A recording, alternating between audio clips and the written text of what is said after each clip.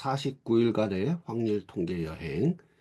자, 오늘은 5번째 시간입니다. 자, 교재에서 5일차 확률의 덧셈 정리에 대해서 알아보는 시간을 갖도록 하겠습니다. 자, 먼저 확률의 기본 성질에 대해서 살펴볼 건데요. 자, 확률에는 수학적 확률과 통계적 확률로 나눠서 볼 수 있습니다. 자, 먼저 수학적 확률이 무엇인지 한번 그 내용을 한번 살펴보도록 하겠습니다. 자, 수학적 확률이란 어떤 시행에서 표본 공간의 원소수를 자, 이 표본 공간의 원소수를 이렇게 NS 이게 이제 미국식으로 발음하면은 N of S예요. N of S. 자, S는 표본 공간이 표본 공간의 그 원소수라는 의미예요. 예, 그래서 N of S라고 하고 각 원소 혹은 시행 결과의 발생 빈도가 동일할 때 사건 A의 원소수를 자 N of A라고 하면 사건 A가 일어날 확률은 아래와 같다 해가지고 자 사건 A가 일어날 확률이라는 표시죠. 이 P가 이제 probability의 그 앞글자 P라고 얘기를 했었습니다. 그래서 원소의 총수분의 사건 A의 원소수, 즉 사건 A의 원소수를 자 원소의 총수로 그 표본 공간에 있는 원소수의 총수로 나눠주는 겁니다. 자, 그런데 이게 이론적으로는 이런 수학적 확률을 따르게 돼 있는데 실제로는 그렇지 않을 수가 있어요. 뭐 예를 들면 자, 동전을 2번 던진다고 가정을 해봅시다. 동전을 2번 던지면은 동전은 자 앞면이 나오는 경우가 있고 뒷면이 나오는 경우가 있을 거예요.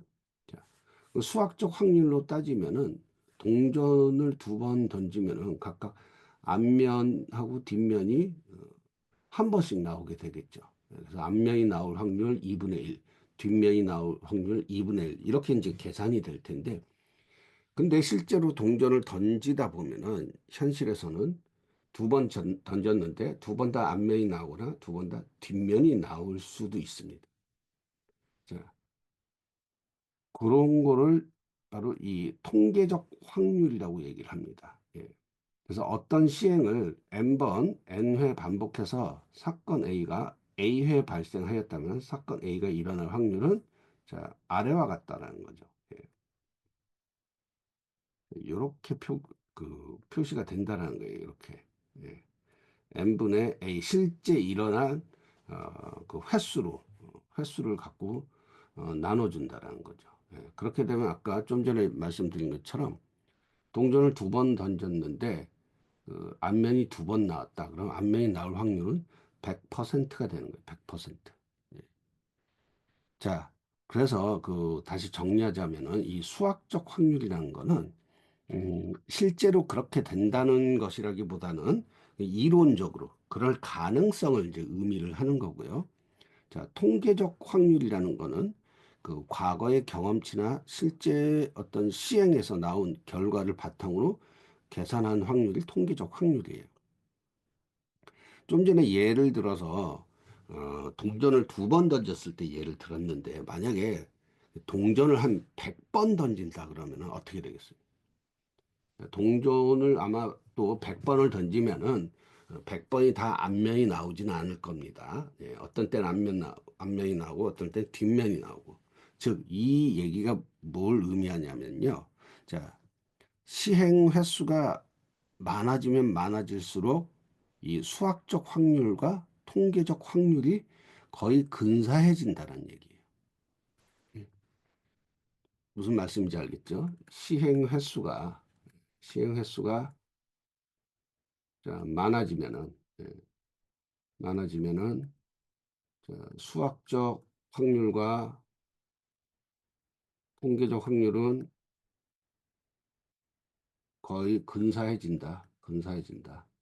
무한한 뭐 만 번, 뭐 10만 번, 100만 번 이렇게 동전을 던지면 거의 같아질 거죠. 같아질 겁니다. 예. 자, 이게 이제 수학적 확률과 통계적 확률의 개념이고요. 자, 그래서 확률의 또 이제 기본 성질 하나 말씀드리면, 자, 임의의 사건 A가 표본 공간 S 그 공사건에 대해서, 자, 임의의 사건 A의 발생 확률은 0부터 1까지, 즉 0%에서 100%까지 그 사이에 있다는 겁니다. 그래서 0보다 크거나 같고 1보다 작거나 같습니다. 자, 그리고 표본 공간 S, 이건 전체 사건의 수기 때문에 표본 공간 S가 발생할 확률은 자, 100%가 된다는 의미죠. 예. 자, 그리고 자, 요 세 번째 요 내용은 뭐냐면은 아무런 사건도 발생하지 않을 확률은 0%다라고 표기한 거예요. 네. 그 확률의 기본 성질은 이렇습니다. 그래서 사건이 발생할 확률은 0에서 1까지. 그 표본 공간 S의 그 발생 확률은 1. 그리고 공사건의 발생 확률은 제로다. 이렇게 어, 그 확률의 기본 성질을 정의할 수가 있겠습니다. 예, 그래서 이 확률의 기본 성질과 관련해서 예제를 하나 풀어보도록 하겠습니다. 예제. 자, 교재에 있는 예제 5.1이에요. 자, 한 개의 주사위를 던졌을 때, 자, 홀수의 눈이 나올 확률, 5 이상의 눈이 나올 확률, 소수의 눈이 나올 확률은 얼마인가? 자, 이거 지난 시간에도 제가 이제 말씀드렸지만 이런 문제가 나오면은 일단은 각각의 어떤 사건 이벤트의 집합들에 대해서 정의를 좀 내려놓고 시작하는 게 좋습니다. 그걸 좀 습관화하시기 바랍니다. 요 문제 같은 경우 굉장히 쉬우니까 그냥 암산으로만 이렇게 할 수도 있는데요. 우리가 나중에 이제 복잡한 문제들을 이제 잘 풀어나가기 위해서는 이런 아무리 쉬운 문제라도 이런 쉬운 문제부터 집합에 대해서 정의를 잘 내려야 돼요. 그래서 먼저 표본 공간 S와 각각의 사건의 집합을 정의를 합니다. 그래서 자, 한 개의 주사위를 던진 거죠. 그렇기 때문에 표본 공간은 자, S는 1, 2, 3, 4, 5, 6이라고 정의를 할 수 있습니다. 자, 홀수의 눈이 나올 확률. 자, 홀수의 눈이 나오는 사건들의 집합은 자, 1, 3, 5죠. 자, 두 번째, 5 이상의 눈이 나올 그 사건들의 집합은 자, 5, 6이 되겠습니다. 그리고 소수의 눈이 나오는 사건들의 집합은 자, 2, 3, 5로 이렇게 정의를 해서 각각 A, B, C 이렇게 이제 정의를 해준 거예요. 자, 그럼 첫 번째 문제를 풀어봅시다. 홀수의 눈이 나올 확률은 어떻게 되겠어요? 자, 전체 어떤 그 표본 공간의 그 사건들이 그 발생할 경우의 수 갖고 자, 이 A의 사건들이 발생할 경우의 수를 나눠주는 거죠. 그래서 답은 2분의 1이 되겠습니다. 두 번째, 5 이상의 눈이 나올 확률이에요. 5 이상의 눈이 나올 확률. 자, 이것도 마찬가지입니다. 예. 그 B라는 사건이 발생할 이 경우의 수를 갖고 어, 전체 표본 공간이 발생할 경우의 수로 나눠주는 거죠. 예. 그래서 보시는 바와 같이 이제 확률은 3분의 1 되죠. 자, 마지막으로 소수의 눈이 나올 확률은 어떻게 될까요? 자, 소수가 2, 3, 5. 예, 세 가지의 경우의 수라고 했습니다. 자, 그래서 소수의 눈이 나올 확률은 자, 2분의 1로 계산이 됩니다. 예, 어렵지 않죠. 중요한 거는 자, 아까 말씀드린 것처럼 그렇게 정의를 잘 내리셔야 나중에 이제 복잡한 문제가 나오더라도 어, 어, 계산이 잘못되거나 혼선이 없이 계산을 정확하게 할 수 있게 되는 겁니다. 자, 예, 예제를 하나 더 풀어보죠. 예, 예제 5.2입니다. 자, 붉은색 공이 5개, 노란색 공이 3개, 그리고 파란색 공이 1개가 있는 주머니에서 임의로 3개의 공을 선택한다고 가정하자. 자, 주머니가 세 개가 있네요. 이렇게. 자, 붉은색 공이 다섯 개가 있고,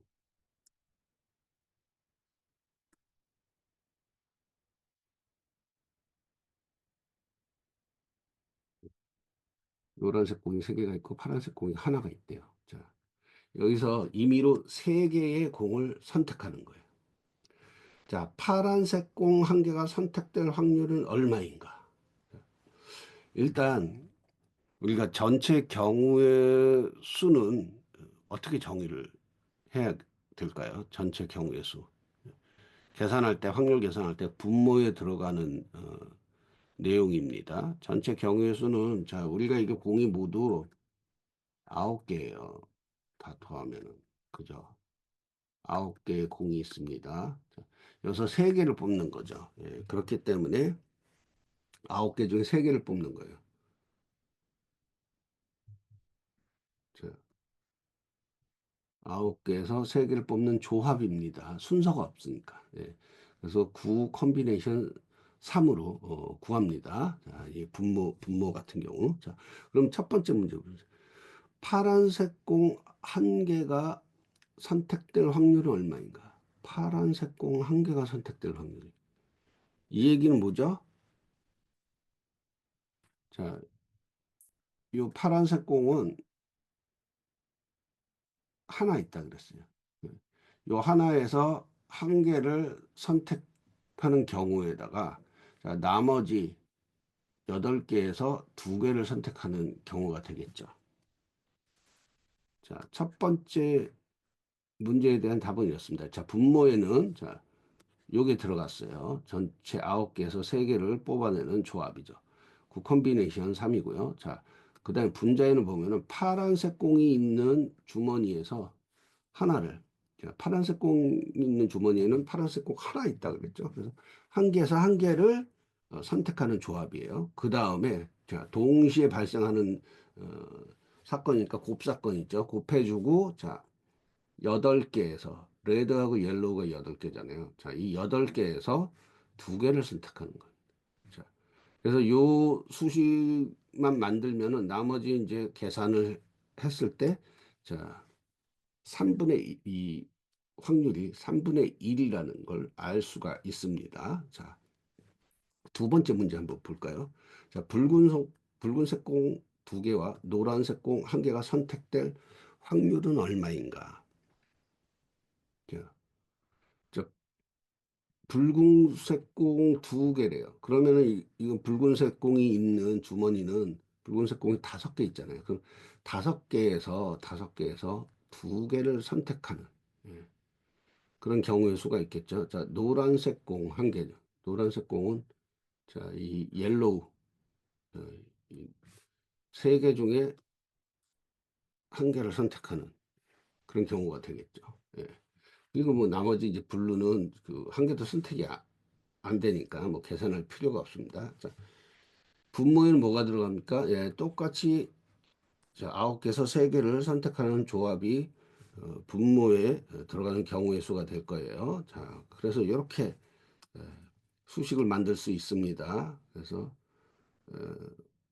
9 콤비네이션 3분의 5 콤비네이션 2 곱하기 3 콤비네이션 1입니다. 그래서 예, 이 조합을 자 수식을 전개를 이렇게 해주면은 답은 14분의 5의 확률이란 걸 알 수가 있겠습니다. 자, 확률의 덧셈 정리에서 자, 일반적인 어떤 그 덧셈 정리, 그리고 배반 사건의 덧셈 정리, 여사건의 덧셈 정리에 대해서 좀 한번 알아보도록 하겠습니다. 자, 일반적인 덧셈 정리는 이렇게 정의가 되죠. 두 사건 A, B에 대하여 합사건을 A 컵 B라고 하고 곱사건을 A 캡 B라고 할 때, 자, A 컵 B의 확률은, 발생 확률은, 자, A라는 사건이 발생할 확률 더하기 B라는 사건이 발생할 확률 빼기 A와 B가 동시에 발생할 확률을 한번 빼주는 겁니다. 자, 이건 어, 이전 시간에도 한번 이 그림 한번 그린 적이 있어요, 제가. 그래서 A라는 사건과 B라는 사건이 둘 중에 어느 한 사건이 발생하는 게 이제 A 컵 B죠. 자, 요거는 A가 발생할 확률과 B가 발생할 확률을 더해줬을 때 요 동시에 발생할 확률을 두 번 더해주죠. 그렇기 때문에 한 번 빼주는 겁니다. 자, 두 번째로 이제 배반 사건의 덧셈 정의. 배반 사건 뭐라고 했죠? 배반 사건이. 자, 두 사건이 동시에 발생하지 어, 않게 되는 경우를 이 배반 사건이라고 했어요. 그래서 두 사건 A, B에 대해서 A와 B가 동시에 발생한 A 컷 B가 자 공사건이 공사건. 자 그래서 이 배반 사건의 덧셈 정리는 이걸 빼줄 필요가 없어요. A와 B가 동시에 발생하는 사건의 확률을 빼줄 필요가 없습니다. 왜냐하면 이제 공사건이기 때문에. 이 경우는 뭐 그림을 그리면은 이렇게 되겠죠. A하고 B가 각자 따로따로 발생하는 거예요. 자, 여사건의 덧셈 정리 한번 봅시다. 자, 여사건의 어떤 그 덧셈에 있어서의 어떤 이론이란 얘기예요. 정리라는 거는. 자, 사건 A에 대한 확률과 그 여사건 A, C에 대한 A의 여사건에 대한 확률 사이에는 다음과 같은 관계가 성립한다. 자, A가 발생할 확률과 A의 여사건의 확률을 더하면은 전체 확률이 되겠죠. 100%가 됩니다. 자, 그리고 A의 여사건의 확률은 결국은 어, 이게 오른쪽으로 이렇게 우변으로 넘어갔을 때 1 마이너스 A의 그 발생할 확률이 되겠죠. 전체 확률에서 A가 발생할 확률을 빼주면은 자, A 여사건의 확률이 된다는 얘기입니다. 자, 이러한 원리들을 자, 이용해서 예제 몇 개 풀고 오늘 수업을 마무리하도록 하겠습니다. 자, 예제 5.3이에요. 자, 흰 공이 6개, 검은 공이 3개, 빨간 공이 3개가 들어있는 주머니에서 5개의 공을 꺼낼 때 적어도 2개의 흰 공이 선택될 확률은 얼마인가? 자, 요 예문을 봤을 때 우리는 뭐 정의들을 뭐 이렇게 뭐 하면 되긴 합니다. 뭐 흰 공이 뭐 6개고 검은 공이 뭐 똑같이 뭐 아까처럼 뭐 이제 그런 그림 같은 거 그려서 뭐 정의를 해줘도 되죠. 하나하나.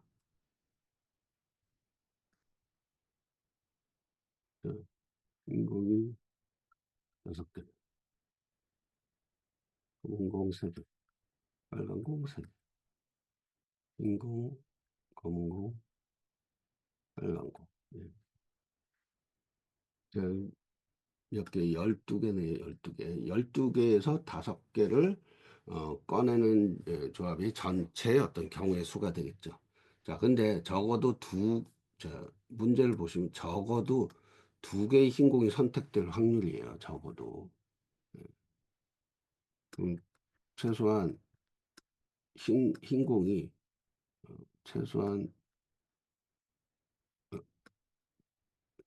2개 이상이에요. 2개 이상. 자,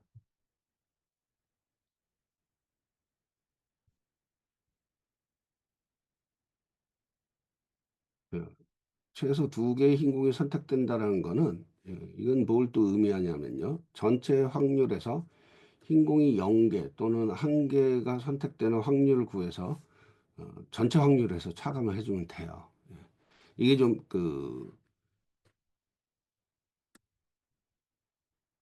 저런 거죠. 흰 공이 흰 공이 하나일 경우하고 흰 공이 0개일 때. 자, 이렇게 구하는 방법이 하나 있고요. 또 하나는 이런 방법을 쓸 수 있습니다. 최소 2개 이상이라고 했으니까.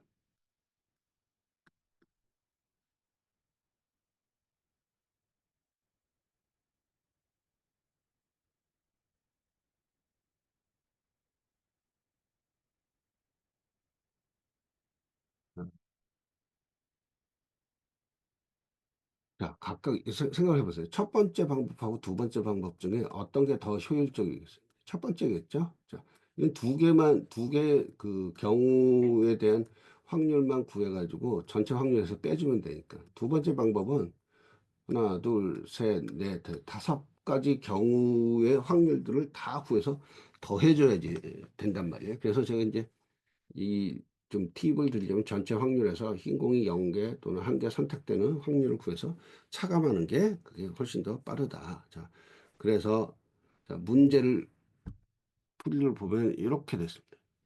전체에서 예, 요 경우 어떤 경우인가요? 이게 지금 흰 공이 0개예요. 흰 공이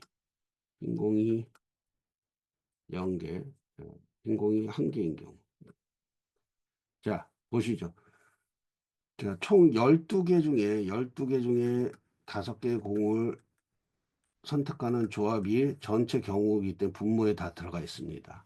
자, 이쪽 보시죠. 6개 중에 0개라는 얘기. 이건 뭐예요? 흰공이 6개 들어있는 주머니에서 하나도 선택이 안 된 경우. 그리고 나머지, 자, 여기 6개 중에 5개. 5개 모두, 자, 블랙, 검정공하고 레드, 붉은 공, 이게 6개죠. 이 6개 중에 5개가 선택되는 경우라는 거죠.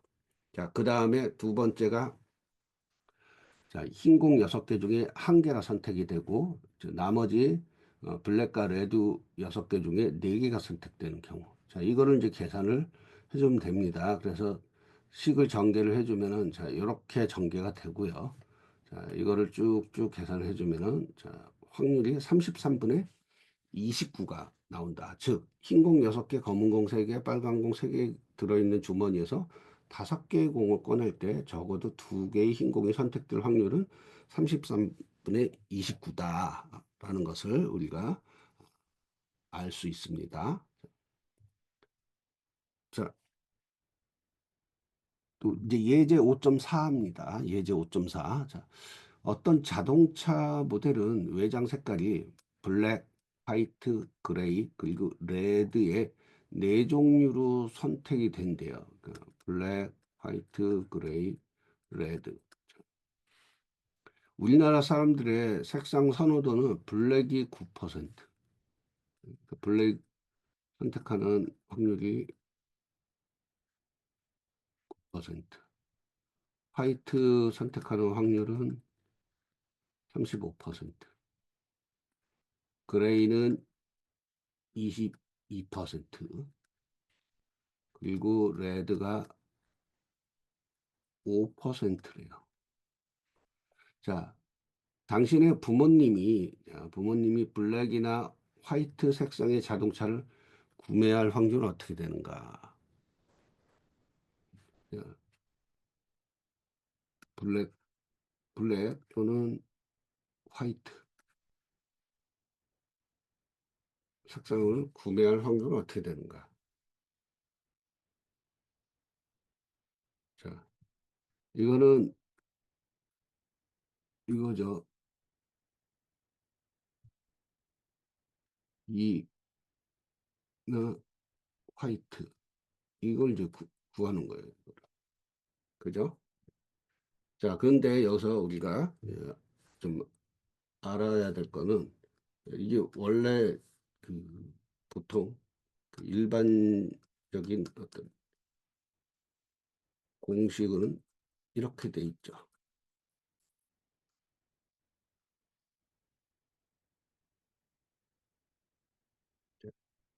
이렇게 돼 있는데 여기서 우리가 좀 알고 넘어가야 될 거는 이 네 개 색상 중에 두 개 이상이 하나의 자동차에 그 동시에 적용될 수 없다는 배반 사건이라는 점을 상기해서 덧선 정리를 해야 된다는 거예요. 자, 그렇기 때문에 답은 이렇게 됩니다. 블랙을 선택하는 확률과 화이트를 선택하는 확률을 그냥 더해주기만 하면 돼요. 그렇게 해서 자, 부모님이 블랙이나 화이트 색상의 자동차를 구매할 확률은 0.44라는 것을 우리가 알 수가 있습니다. 예. 예, 오늘의 마지막 예제입니다. 예제 5.5. 자, 국내에 출시된 자동차 P 모델은 자, 브레이크 결함, 변속기 결함, 조향장치 결함, 전기계통 결함이 발생할 확률이 각각 25%, 18%, 17%, 40%래요. 자, 문제를 한번 볼까요? 자, 브레이크와 조향장치가 동시에 결함일 확률이 15%면은 브레이크 또는 조향 장치에 결함이 있을 확률은 얼마인가? 자, 일단은 브레이크와 조향 장치에 대한 거니까 지금 두 번째 문제도 브레이크와 조향 장치에 대해서만 물으니까 브레이크하고 조향 장치. 예. 자, 일단 브레이크 결함이 발생할 확률을 A라고 정의하고요. 조향 장치가 결함이 발생할 확률은 그 사건을 B라고 정의를 해봅시다. 자, 그럼 브레이크가 어, 결함이 생길 사건의 확률은 0.25라고 정의할 수 있어요. 그다음에 조향 장치가 결함이 생길 확률은 0.17로 자, 0.17로 정의할 수 있습니다. 자, 첫 번째 문제에서 브레이크와 조향 장치가 동시에 결함일 확률이 15%라고 했어요. 이 얘기는 뭐예요? A와 B가 동시에 결함이 생길 확률이 0.15라는 얘기죠. 자, 첫 번째에서 묻는 거는 또는이에요. 브레이크 또는 조향 장치에 결함이 있을 확률은.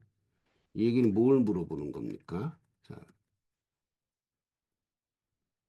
이걸 물어보는 거죠. A 커피의 확률을 물어보는 거죠. 예. 요거의 답은 어떻게 되겠습니까? 예.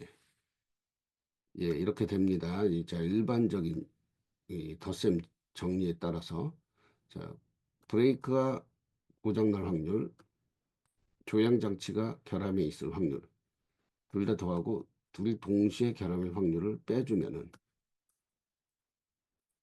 0.27, 27%라는 것을 알 수가 있습니다. 자, 두 번째 문제 볼까요? 브레이크와 조향 장치에 결함이 없을 확률, 결함이 없을. 이건 뭡니까? 둘 다 결함이 안 생기는 거. 자, 우리 앞에서 그 여섯 건의 덧셈 정리에서 뭘 얘기했었죠? 예, 여섯 건의 덧셈 정리가 이게 있었습니다.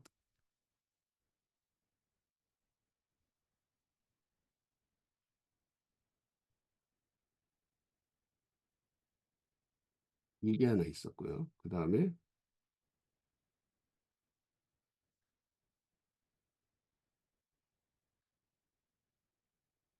이게 하나 있어요. 요 원리를 이용해서 두 번째 문제를 풀면 돼요. 그러니까 브레이크와 조향 장치에 결함이 없을 확률을 구하기 위해서는 전체 확률에서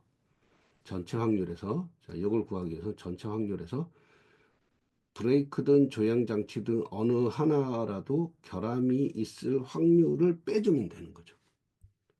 그래서 답은 이렇게 됩니다. 1 마이너스 브레이크와 조향 장치 둘 중에 어느 하나라도 그 결함이 생길 확률을 빼주는 거죠. 근데 요거는 바로 위에 문제에서 0.27이라고 구했죠. 그래서 1-0.27. 그래서 0.73, 73%라는 것을 우리가 알 수 있었습니다. 예. 예, 오늘은 저 5일차죠. 5일차 확률의 덧셈 정리에 대해서 알아본 시간이었습니다. 내용이 다른 차수에 비해서 이제 비교적 짧았는데요. 그럼에도 불구하고 매우 중요한 개념이니까 오늘 내용 잘 숙지하시기 바랍니다. 그럼 다음 시간에 음, 또 뵙도록 하겠습니다. 예, 감사합니다.